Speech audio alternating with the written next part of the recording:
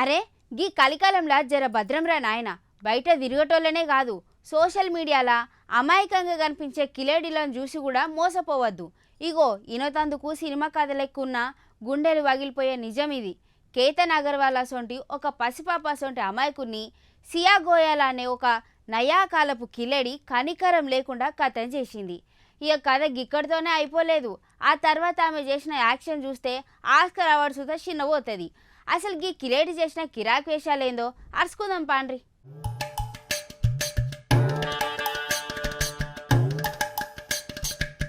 ఇగో గీ తెలివి చూసిన రానుల్లా ఒక పక్క పానం తీసి ఏమి తెలవనట్టు సోషల్ మీడియా బుక్ తెరిచింది గీ నయా జమానా సియా గోయల్. నువ్వు లేని జీవితం వేస్ట్ కేతన్, ప్లీజ్ మళ్ళీ తిరిగిరా అనుకుంటా కండ్ల నీళ్లు గార్చుకుంటా సాడ్ వీడియోలు అప్లోడ్ చేసింది.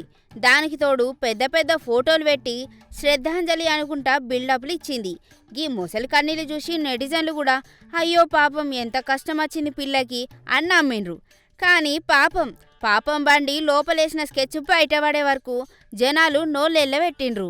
అసలైన సినిమా ఎప్పుడు స్టార్ట్ అయిందంటే గీ కిలేడి గుట్టు రట్టయి పోలీసులు బెత్తం పట్టుకొచ్చినప్పుడు.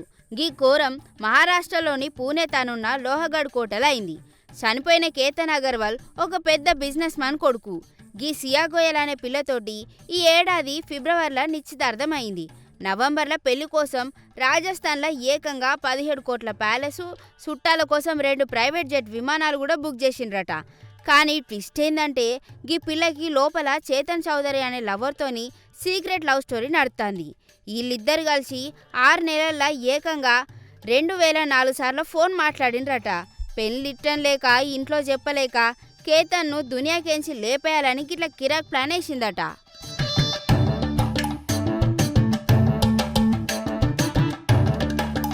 వీళ్ళంతా కలిసి బాలీకి ప్రీ వెడ్డింగ్ షూట్కి పోవాలి అనుకుండ్రు. ఎయిర్పోర్ట్లో కేతన్ ఒక్కడి పాస్పోర్ట్ మాయం చేసింది గీ పిల్ల. దీంతోని షూట్ క్యాన్సిల్ అయింది. జూన్ 14న లోహగఢ్ కోట మీద ట్రెక్కింగ్కి తీసుకుపోయి ఫస్ట్ టైం కొండ మీదకెంచి దొబ్బేసింది. కానీ కేతన్ అదృష్టం మంచుగుండి ఒక చెట్టు కొమ్మను పట్టుకొని బతికిండు. అప్పుడు గీ కిలేడి అయ్యో అక్కడ పాము కనిపించింది, నేను కాపాడబోయి పొరపాటున నెట్టేసిన అనుకుంటా కవరింగ్ చేసి హగ్ చేసుకుందట. ఇక జూన్ 19న గీ పిల్లకు 20వ బర్త్డే. నా బర్త్డే గిఫ్ట్గా నన్ను మళ్ళీ లోహగఢ్ కోటకి తీసుకుపో అందట. కోట మీదకి పోయినాక వెనక లవర్ చేతన్ను కూడా పిలిచింది. 33 డిగ్రీల ఎండ దంచి కొడుతున్నా లవర్ సారు గుర్తుపట్టకుండా ఉండేటందుకు హుడీ వేసుకొని ఫాలో అయిండు. ఒక మంచి లోతైన లోయ కనిపించగానే ఇద్దరు కలిసి కేతన్ను వెనకకెంచి ఒక్క నెట్టు నెట్టేసిండ్రు. గంతే 400 అడుగుల లోతైన లోయలోకి పడి ఆ అమాయకుడు ఆడికాన్నే పానాలు ఇడిచిండు.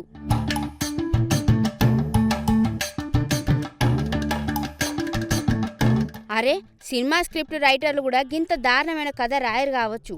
ఒకసారి సంపపోతే పొరపాటున పామన్న అబద్ధం చెప్పి రెండోసారి బర్త్డే గిఫ్ట్ అని మళ్ళా కోట మీదకి దోలుకుపోయి లవర్ని పిలిచి ఎర్ర టెండల 400 అడుగుల లోయలో దోసిందంటే చిన్న కథ నాది.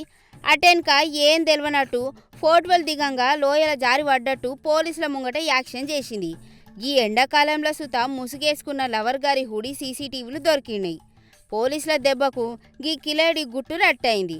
కానీ గిటు చూడుండ్రి, పోలీసులు అరెస్ట్ చేసి స్టేషన్కి తీసుకుపోయినా ముఖంలో గింతనన్న భయం లేదు, భక్తి లేదు. మనిషి పానం దీక్తిమి అన్న పశ్చాత్తాపం సుతం కనిపించలేదు.